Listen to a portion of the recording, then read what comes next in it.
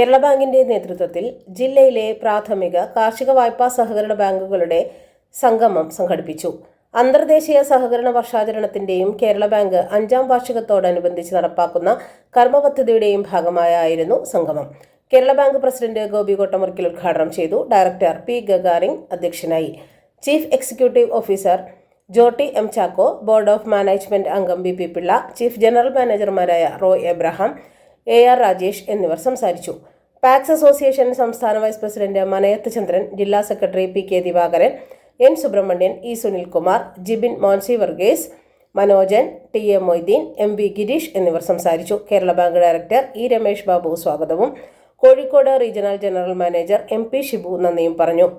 സംസ്ഥാന school കലോത്സവത്തിലും ശാസ്ത്രോത്സവത്തിലും A grade നേടിയ Kerala bank ജീവനക്കാരുടെ മക്കളായ S ജഗൻ സൂര്യ, S ഗായത്രി, K സ്നേഹ എന്നിവർക്ക് ചടങ്ങിൽ ഉപഹാരം നൽകി.